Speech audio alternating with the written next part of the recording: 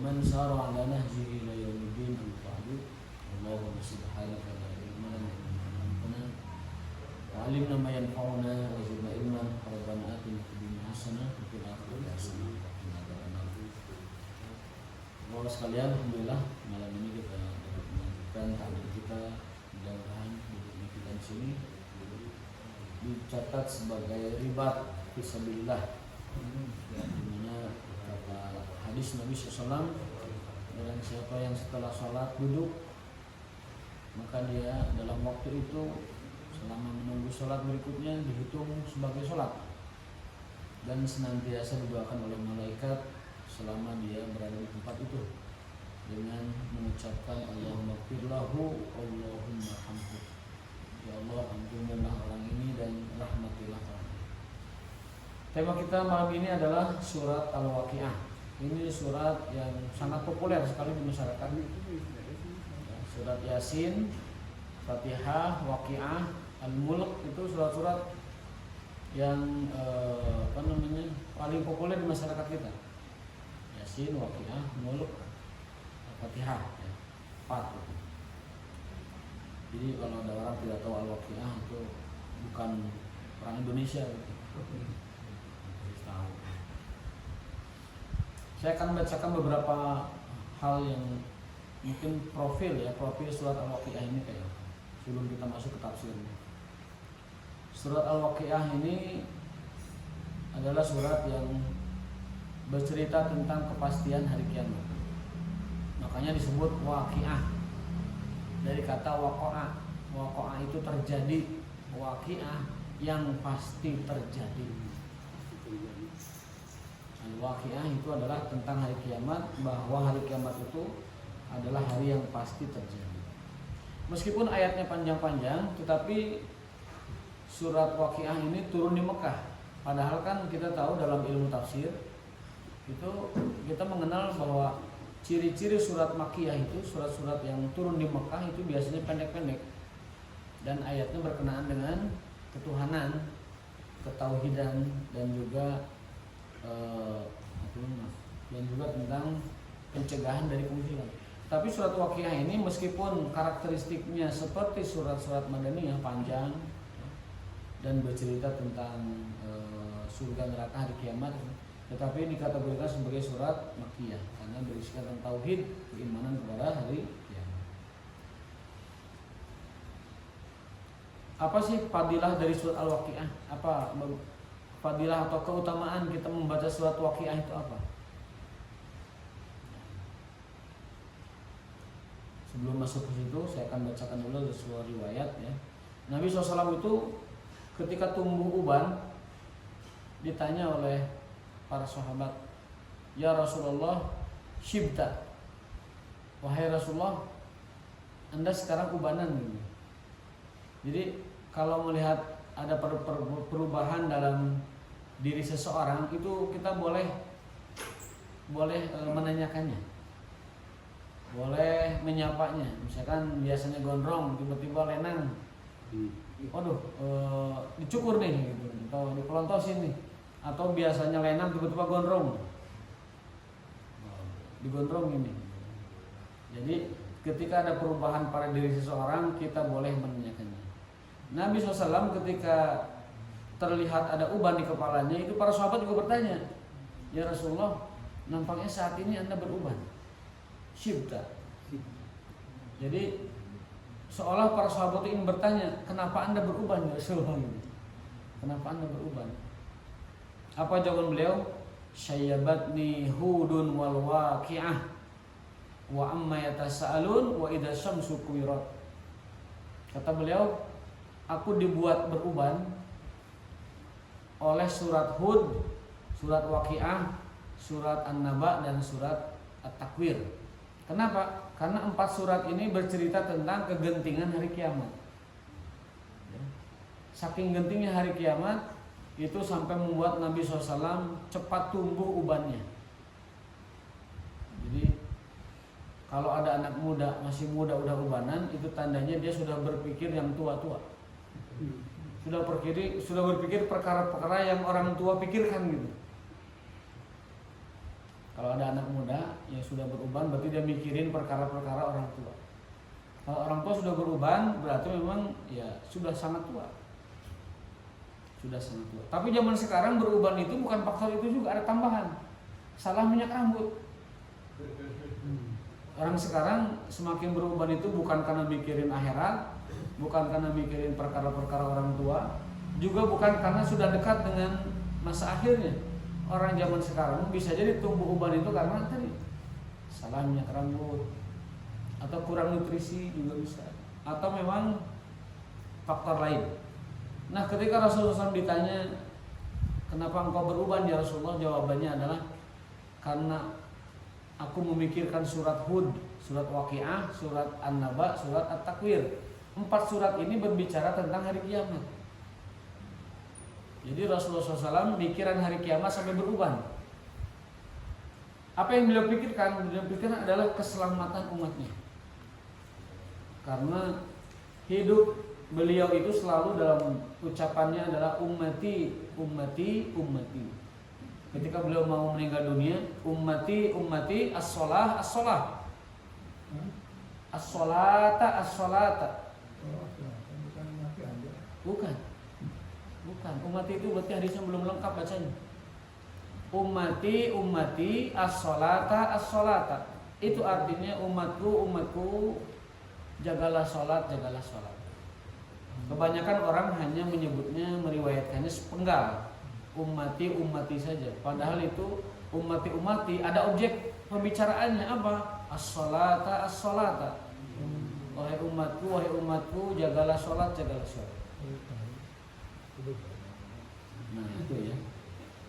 Tapi para mubalik senangnya itu nyampaikan yang pertamanya aja ummati, ummati, ummati. Padahal itu ada kelanjutannya. As-sholata, as-sholata, jagalah sholat, jagalah sholat. Jadi umat itu digegerwani panggilannya bukan tidak ada maksud, tapi itu jagalah sholat, jagalah sholat. Bukan sekedar memanggil. Jadi yang pertama bahwa Rasulullah SAW dibuat beruban itu karena surat Al-Waqiah. Syayabatni hudun wal waqi'at wal mursalat summa amma yatasaalun wa idza syamsu kuwirat. Hadis riwayat Tirmizi. Fadilah surat Al-Waqiah. Yang pertama, keutamaannya ya. Ini diriwayatkan oleh Ibnu As-Sakir bahwasanya Utsman bin Affan itu meriwayatkan hadis dari Rasulullah SAW di mana beliau SAW bersabda, "Man qara'a suratal waqi'ati kulla lailatin lam tusibhu faqatun abada." Barang siapa yang membaca surat Al-Waqi'ah tiap malam nih, lam tusibhu faqatun, tidak akan tertimpa kemelaratan, kemiskinan, abadan, selama-lamanya. Asal tiap malam bacanya. Asal tiap malam. Jangan belang bentong. Baca karek 5 ayat ketunduhan sareng. Besoknya lagi baca 5 ayat lagi ketunduhan, ini tidak pernah tuntas. Yang dimaksud oleh Nabi SAW, man qara'a, barang siapa yang membaca sempurna surat Al-Waqi'ati, satu surat Al-Waqi'ah, kulla lailatin, setiap malam, ada catatannya, kulla lailatin, setiap malam. Lam tusibhu faqatun ay faqrun, tidak akan tertimpa kemelaratan, kenelangsaan, karipuhan, abadan, selama-lamanya. Hadis riwayat Ibnu As-Sakir. Di dalam perawinya ada Utsman bin Affan radhiyallahu anhu. Bahkan di dalam hadis lain lebih lengkap. Atakhsha ala banatil faqr. Jadi dia itu mengatakan begini, aku tidak mengkhawatirkan anak-anak perempuanku miskin. Gitu. Lalu ditanya sama orang, gimana kamu tidak khawatir anak-anak perempuanmu miskin? Dikira karena menikahnya sama orang-orang kaya atau menikahnya sama orang-orang jegut begitu ya. Tapi kata beliau, wa yaqra'na kulla lailatin surat Al-Waqiah. Kata beliau, bagaimana mungkin aku mengkhawatirkan anak-anak perempuanku miskin setelah aku mati nanti, sementara mereka senantiasa membaca surat Al-Waqiah setiap malam. Jadi bukan hanya hadis Nabi yang menceritakan, para sahabat mengamalkan itu. Bahkan ketika ditanya, apa yang kamu tinggalkan buat anak-anak perempuanmu? Dia mengatakan, aku tidak takut apa-apa dengan mereka. Aku tidak takut mereka kekurangan materi selama mereka membaca Qula lailatin suratal waqi'ah. Hadis keempat, fadilah surat Al-Waqi'ah juga adalah anna hadhihi surah tuqra'u inda subhi. Surat Al-Waqi'ah ini dianjurkan dibaca di subuh hari, baik di waktu sholat subuh ataupun sebelum sholat subuh. Dibaca ini surat Al-Waqi'ah. Ada di buku-buku, di mushaf pasti ada. Di buku-buku Yasin suka ada yang juga mencantumkan surat Al-Waqi'ah. Itu diamalkan. Al-Waqi'ah diamalkan. Kan selama ini mah kita baca Yasin doang ya, untuk supaya menjadi satu amalan tadarus, yang kedua mudah-mudahan itu amalnya kita niatkan untuk orang-orang almarhum dari kerabat kita kan begitu. Tapi kalau mau ditambah sama Al-Waqi'ah silakan. Tapi tiap malam Al-Waqi'ah ya. Al-Waqi'ah tiap malam.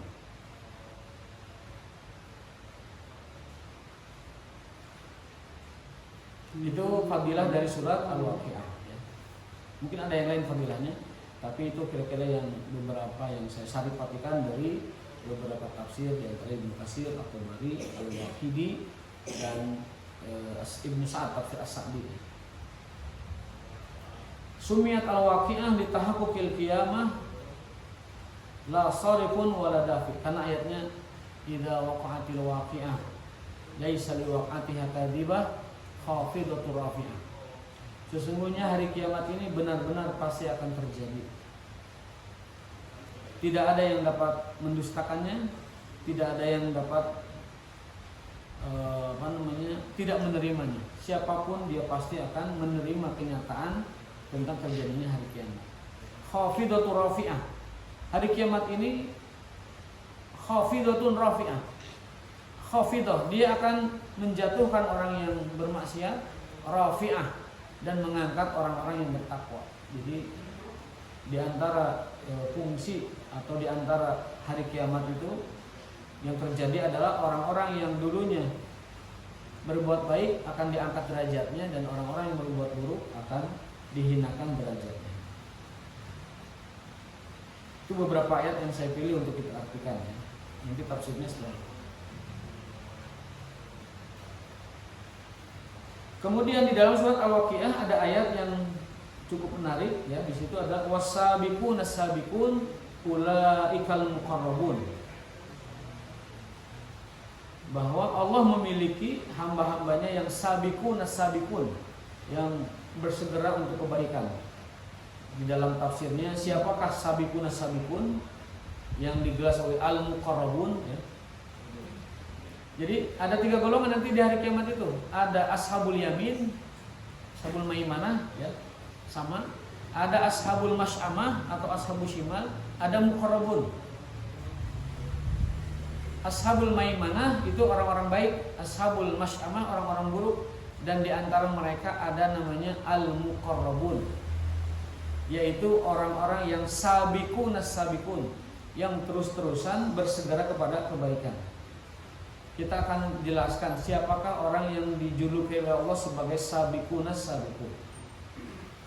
Di dalam tafsir disebutkan bahwa kelompok muqarrabun atau sabiqun as-sabiqun, yang pertama adalah al-anbiya, itu para nabi katanya. Yang kedua adalah orang-orang tertentu disebutkan. Siapakah sabiqun as-sabiqun? Ulaikal muqarrabun itu siapa? Yang pertama itu golongan para nabi, tafsirnya. Yang kedua adalah orang-orang tertentu yang solehnya luar biasa, di mana ketika Nabi diutus, mereka adalah orang yang paling menerima dakwah dengan cepat. Dari kalangan umat Nabi Musa ada orang namanya Yusha bin Nun. Itu yang disebut dalam Al-Quran as-sabiqun as-sabiqun. Itu namanya Yusha bin Nun. Siapa dia? Muridnya Nabi Musa, tapi yang paling aktif. Murid yang paling soleh, paling aktif, paling bersegera dalam kebaikan. Ada juga murid Nabi Musa namanya Ilyasin. Yasin itu Kalau dikasih alif lam itu murid Nabi Isa yang paling utama. Nabi Isa, iya. Lali mas, belum ngopi sebentar ngopi dulu.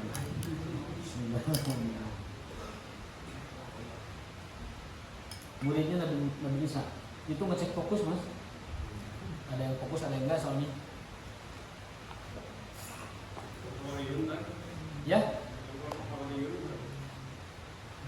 Di atas Hawariyun. Hawariyun kelompok, ini orang person. Jadi di dalam surat Al-Waqiah ada orang-orang yang diabadikan dengan sebutan as-sabiqun as-sabiqun ulaikal muqarrabun. Maimanah udah jelas tuh orang-orang baik, tapi umum. Masy'amah itu orang-orang buruk, tapi umum. Maimanah itu ashabul jannah, orang-orang ahli surga. Masy'amah itu ahlun nar, orang ahli neraka. Nah, di atas mereka ada orang yang luar biasa, disebut sabiqun, atau sebutan lain muqarrabun. Muqarrabun. Nah, ada 4 tafsir muqarrabun itu. Yang pertama para nabi, yang kedua adalah murid-muridnya para nabi yang paling hebat. Siapa tadi? Yusha bin Nun, muridnya Nabi Musa. Ilyasin, muridnya Nabi Isa. Ali bin Abi Thalib, muridnya Nabi Muhammad SAW. Jadi di kalangan Musa itu Yusha, di kalangan Isa itu Ali Yasin, di kalangan Muhammad SAW itu Ali bin Abi Thalib. Karena dia orang pertama kali yang bersegera menyambut dakwahnya Rasulullah SAW. Hadis riwayat Abi Hatim. Lalu tafsir yang ketiga, as-sabiqun as-sabiqun ulaikal muqarrabun, itu adalah alladzina badaru ila sholawat, yaitu orang-orang yang bersegera menuju sholat. Awaluhum rawahan ilal masajid, orang-orang yang pertama bergegas menuju masjid. Itu yang dimaksud as-sabiqun as-sabiqun ulaikal muqarrabun. Jadi memang istimewa orang kalau sudah punya punya mental bersegera menuju sholat, menuju masjid. Awaluhum ruhan di sini bukan ruh tapi rawah. Orang Arab ruh, pergi. Orang-orang yang bersegera perginya itu ke masjid. Maka kalau di zaman kita kan Ilyasin udah nggak ada, Yusha Zunnun bin Nun nggak ada, Ali bin Abi Thalib juga nggak ada, sallallahu alaihi wasallam. Yang ada sekarang yang paling mungkin itu apa? Alladzina awwaluhum rawahan ilal masajid. Jadi kalau kita istiqomah konsisten, yang paling bersegera ke masjid, maka kita berhak menyandang as-sabiqun as-sabiqun. Sabik yang bersegera, yang berlari, yang membalap mendahului, itu sabiqun as-sabiqun. Ulaika al-muqarrabun fi jannatin na'im. Nanti balasannya bonusnya jannatun na'im. Tafsir kelima, as-sabiqun as-sabiqun alladzina idza u'tul haqqa qabiluh, yaitu orang yang kalau dikasih tahu yang benar cepat nerimanya. Mau pakai muter, mau pakai lama, nggak pakai loading dulu, nggak pakai pertimbangan kesana kemari. Tapi orang-orang yang idza u'tul haqqa qabiluhu, dikasih tahu yang benar dia segera menerima. Itu namanya as-sabiqun as-sabiqun ulaikal muqarrabun. Wa idza su'ilu badzalu, dan mereka kalau diminta segera badzalu. Artinya kalau ada kondisi yang membutuhkan badzalu, mereka cepat gitu nih, badzalnya memberinya. Wa hakamun nasa bil adli ka hukmihim li anfusihim. Nah ini. Dan orang-orang yang memerintah manusia atau menjatuhkan hukum bagi manusia, penguasa berarti, bil adli dengan keadilan, ka hukmihim li anfusihim, sebagaimana mereka menetapkan itu bagi mereka sendiri. Jadi arti sabiqun as-sabiqun atau al-muqarrabun yang kelima adalah orang yang jika dikasih tahu yang benar dia cepat menerima, jika dikasih tahu ada yang butuh dia cepat memberi, jika menghukumi manusia dia adalah menghukumi seperti menghukum diri mereka sendiri seadil-adilnya. Itu ayat yang perlu kita ambil pelajarannya bahwa di surga nanti, di akhirat nanti manazilun nas, manazil itu kelompok manusia itu ada 3, muqarrabun, ashabul yamin, ashabul shimal. Ashabul yamin itu ini secara bahasa ya, ini ashabul shimal. Muqarrabun itu yang duluan secara bahasa, kelompok kanan, kelompok kiri, kelompok depan. Nah, depan itu siapa? Sabiqun. Siapa sabiqun? Tadi yang 5 itu. Kalau nggak para nabi, pengikut para nabi, orang-orang yang segera menuju masjid-masjid Allah, menerima keadilan dan menghukumi dengan menerima kebenaran dan hukum. Itu sabiqun atau muqarrab.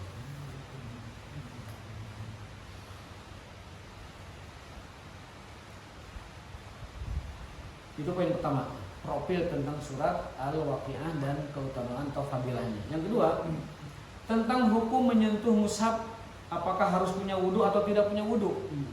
Ini kita lagi ke fikih ya.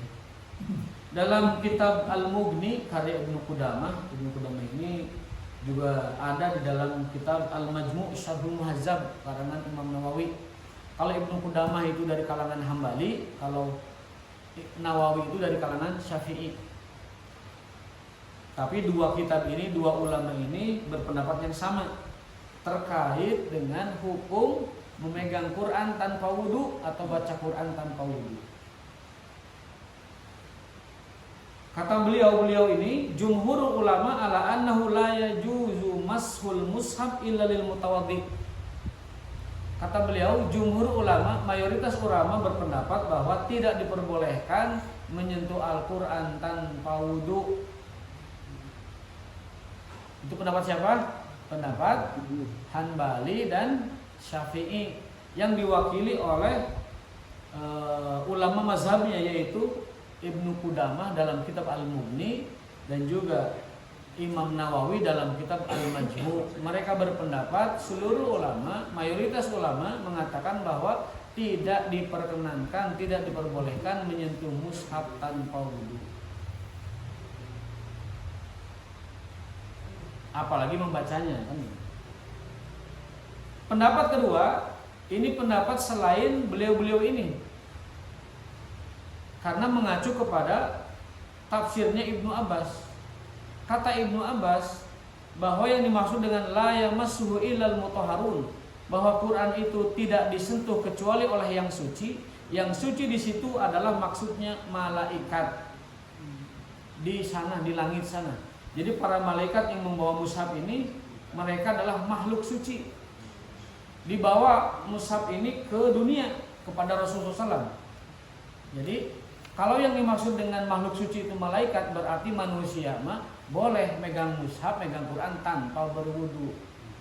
Boleh baca Quran tanpa berwudu. Umar bin Khattab pernah tadarusan, melingkar begini, tadarus. Tiba-tiba beliau batal. Kemudian masuk lagi ke majelis tanpa wudu. Ditegur oleh para sahabat. Wahai Ibnu Khattab, kenapa engkau baca Quran udah batal nggak pakai wudu? Umar agak sedikit marah. Ayo, mana diajar agama di mana? Begitu kan. Mana diajar agama di mana? Ti si Musailamahnya mana? Musailamah itu pendusta, nabi palsu ya. Aina ta'alam tadin? Dari mana kau belajar agama? Alim taminal Musailamah? Kamu belajar dari si Musailamah ya? Gitu. Artinya dia itu ingin marahin orang yang melarang orang baca Quran tanpa wudu. Sembari ingin menegaskan bahwa baca Quran tanpa wudu hukumnya boleh, hukumnya sah dan tidak ada larangannya.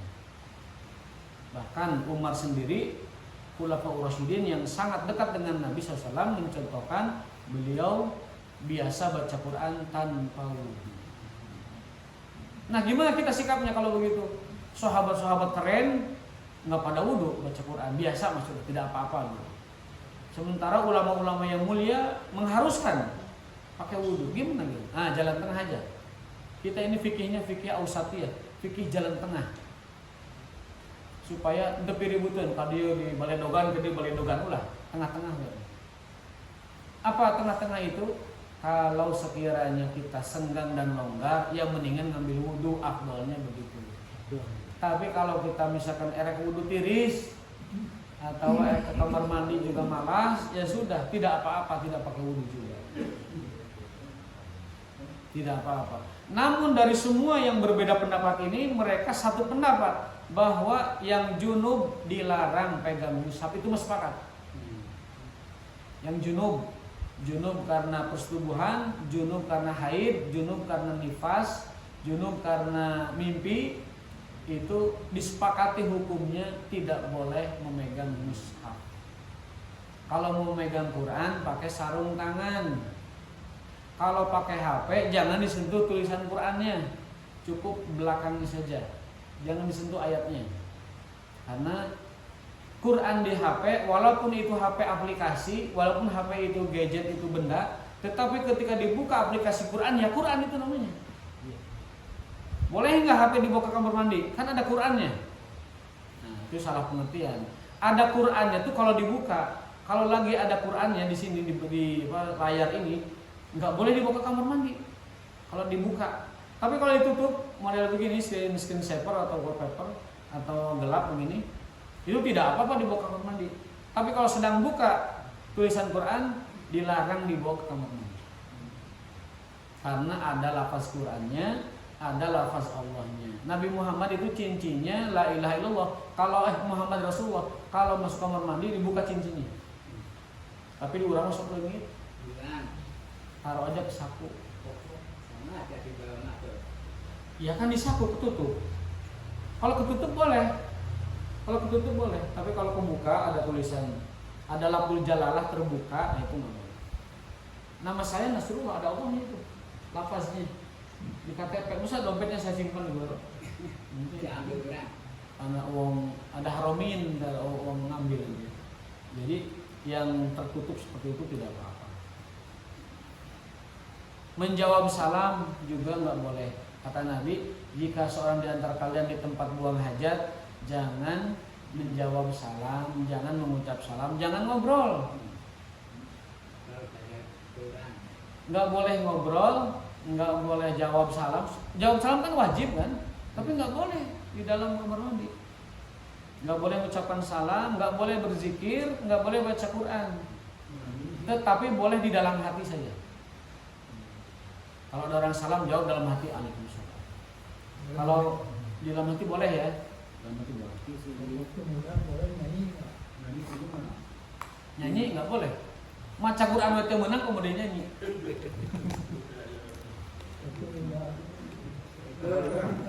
Penyanyi latihannya agak lama dia. Nggak boleh. Bahkan ada yang cerita itu katanya nggak bisa keluar itu buang hajatnya kalau nggak baca koran. Jadi nggak hajatkan beli koran jangan modal hukum itu. Hanya nurut. Sama apalagi itu kan. Jadi buang hajat tuh harus hening, harus syahdu, harus fokus, khusyuk. Selesai cepat keluar, nggak boleh lama-lama di kamar mandi. Jadi kalau ada orang mengklaim bahwa tidak bisa buang hajat kecuali sambil baca koran, itu sugesti yang dibuat-buat. Dia biasakan begitu, akhirnya begitu. Juga tadi ya. Kalau ada yang mau zikir di kamar mandi, boleh, tapi dalam hati. Ngulang hafalan bacaan Quran boleh dalam hati, tidak boleh dibacakan. Jangankan ngobrol, nyanyi, baca Quran saja yang ibadah nggak boleh. Zikir aja nggak boleh, apalagi nyanyi. Nyanyinya nyanyi ini lagi apa namanya? Nyanyi yang terbayang-bayang gitu kan. Kopi dangdut gitu kan. Itu hukum megang mushaf. Kalau bagi yang junub itu mereka sepakat mengharamkan, sepakat, tidak ada pengecualian. Tapi kalau untuk yang tidak punya wudhu saja, bukan junub, hanya tidak punya wudhu, itu bahkan sahabat pun terbelah menjadi dua pendapat. Umar dan Ibnu Abbas berpendapat tidak apa-apa, karena yang dimaksud suci di ayat itu malaikat, bukan manusia, ya. Sehingga tidak apa-apa, tidak perlu. Tetapi ada ulama yang ketat, yang hati-hati, yaitu jumhur Jumhur itu kebanyakan mayoritas ulama mazhab mengatakan la yajuzu, tidak dibolehkan mashul mushaf illa lil mutawaddi'i, kecuali bagi yang punya wudu. Itu ya. Ya. Poin ketiga. Tadi poin ketiga sekarang ya. Al-muqarrabun indallahi yaumal qiyamah qalilun. Khasatan fil akhirin ay hum akhiru ummatin Nabi sallallahu alaihi wasallam. Nah, kata Allah, orang yang bergelar muqarrabin tadi, sabiqun as-sabiqun di umat Rasulullah itu qalilun. Apa qalil itu? Sedikit. Wa qalilun minal akhirin, dari umat Nabi Muhammad jumlahnya sedikit. Qalilun minal akhirin, sedikit. Memang faktanya begitu. Sok ayeuna tolong hitung orang yang ngabret bergegas ke masjid mungker malu sampai lepas paluna nu ka masjid teu loba teh di dua. Contoh salafus soleh dulu kalau lagi malu, tahu malu paku gitu betrayat pas gini Allah teh jadi malu nanti kan orang ketangguh sapaku apalagi jebre gitu. Mereka ketika maku palu, ketika dor Allah tinggal engke deui makuna. Takkan sedikit orang kayak gitu zaman sekarang, sedikit. Makanya kalau kita tafsirkan sabiqun itu di zaman sekarang adalah al-awwaluna ilal masajid, maka masuk akal kalau Al-Qur'an mengatakan wa qalilun minal akhirin, sedikit jumlahnya. Memang sedikit. Kebanyakan kita kalau mendengar panggilan salat ya hari-hari itu udah can mati ya kan. Kalau maksud apa tuh doa masukkan pada yang sedikit itu apa maksudnya? Yang sedikit, yang sedikit golongan. Ya, golongan sedikit itu golongan yang ini kayak gini. Golongan orang-orang yang ketakwaannya itu di atas rata-rata. Ya Allah, jadikanlah aku dari orang yang sedikit. Orang sedikit itu kan orang langka ya. Sapi itu. Tapi bisa jadi maksud beliau itu memang menghibur orang yang sedikit juga. Contohnya beliau tuh punya doa yang gak pernah kita amalkan, Pak. Allahumma ja'alni minal masakin. Ya Allah, jadikan aku, kumpulkan aku bersama orang-orang miskin. Aya teh umat nga doa kitu. Mau anu ngamalkeun doa ieu. Jadi mungkin satu-satunya doa Nabi yang tidak diamalkan umat itu doa ini. Allahumma ja'alni minal masakin. Ya Allah, jadikan aku orang-orang miskin. Mal ayat. Wahsyurni, ada dua doanya itu. Ada dua. Wahsyurni ma'a zumratil masakin, dan kumpulkan aku bersama orang-orang miskin. Ada dua doanya. Ya Allah, jadikan aku termasuk orang-orang miskin dan kumpulkan aku bersama orang miskin. Menurut hemat saya, beliau itu ingin membesarkan hati orang-orang yang dari sahabatnya yang minoritas. Karena di sekitar masjid ada ashabus sufah, ada ahli sufah yang tanda petik yang mereka itu tinggalnya di masjid, menunggu kebaikan sahabat-sahabat yang berkecukupan. Kadang juga Nabi mengirimkan makanan. Jadi Nabi berdoa seperti itu. Di antara hikmahnya adalah untuk menghibur orang-orang yang memang kesusahan. Karena beliau sendiri secara materi apa kurangnya Nabi? Dari ghanimah perang dapat jatah berapa? Khumus. Apa khumus itu? 20%. Jadi kalau misalkan penaklukan Persia misalkan dapat taruhlah 10 miliar, beliau dapat 2 miliar. 20% 2 miliar. Ini mah sederhananya. Kalau itu sekian kilo emas, sekian kilo berlian, sekian kilo segala macam dari negara taklukan, beliau dapat sumusnya 20%-nya. Besar.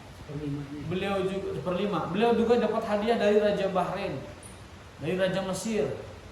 Kaya banget beliau itu.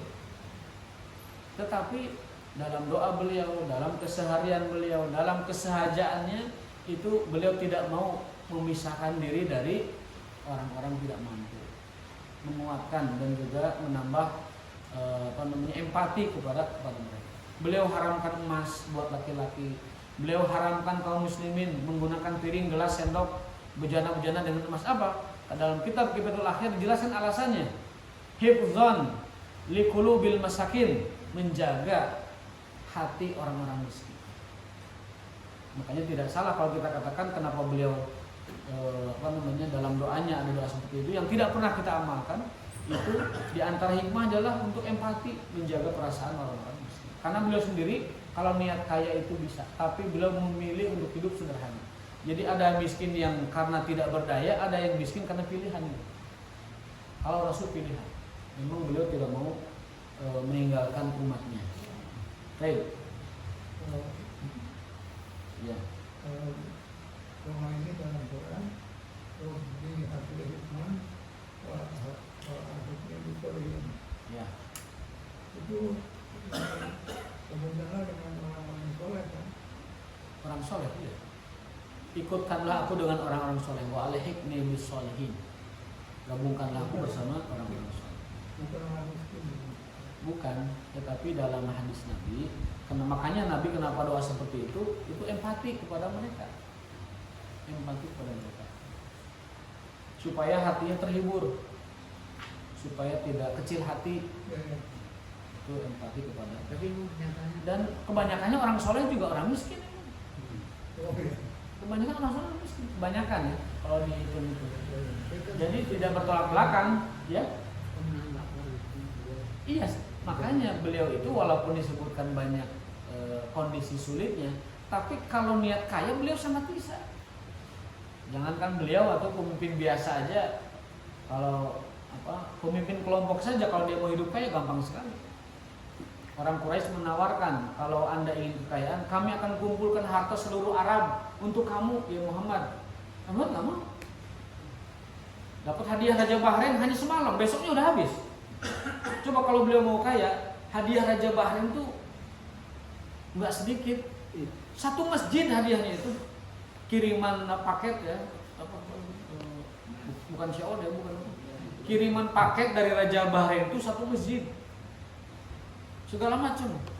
Tapi kan apa kata Nabi, yang mau hadiah, yang mau pemberian dari Nabi datang ke masjid, ngabringan orang-orang itu. Bahkan yang ngagembol loba teuing lalu disindir, oh bener saya tahu nih.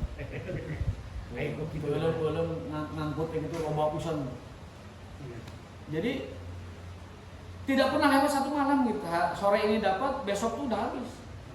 Sore ini dapat, besok habis. Jadi tidak pernah dunia itu mampir di hatinya langsung. Jadi tidak paradoks antara kondisi beliau yang pernah 3 purnama tidak masak, kemudian pernah buka hanya dengan korma dan air saja. Tidak berparadok, tidak bertolak belakang dengan kondisi beliau tadi yang menerima hadiah dari Raja Bahrain, hadiah dari teman-temannya yang kaya, Abdurrahman bin Auf, Utsman bin Affan, Umar bin Khattab. Tidak mungkin melantarkan beliau. Abu Bakar, Umar, Utsman, Abdurrahman bin Auf, semua yang konglomerat pengusaha tidak mungkin melantarkan beliau. Tapi beliau memilih hidup sederhana. Jadul Ma'ad menceritakan beliau punya kuda perang 3, kuda latih 3, kemudian ontanya berapa? 7,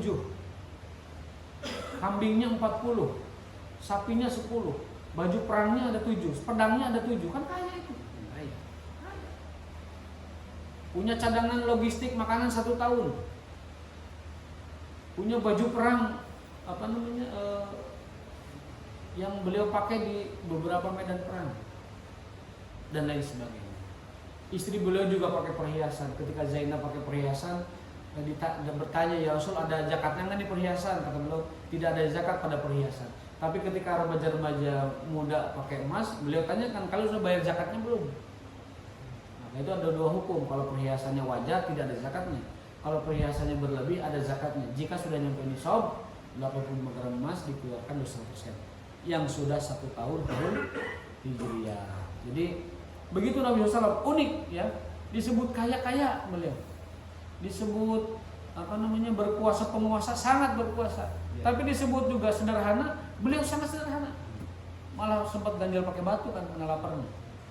Jadi unik, dicontoh ke orang miskin bisa, dicontoh ke orang kaya bisa, dicontoh ke penguasa bisa, dicontoh ke semua manusia bisa. Wa ma arsalnaka illa rahmatan lil alamin. lil alamin. Qulu qouli hadza wa astaghfirullah li wa lakum. Kita tamatkan dulu satu menit, mohon maaf, 2 menit Pak. Jadi fi kulli qarnin min ummati sabiqun. Di setiap umat ada kelompok sabiqunnya. Hadis riwayat Abi Hatim. Subhanallahumma bihamdika asyhadu an la ilaha illa anta astaghfiruka wa atubu ilaik. Wassalamualaikum.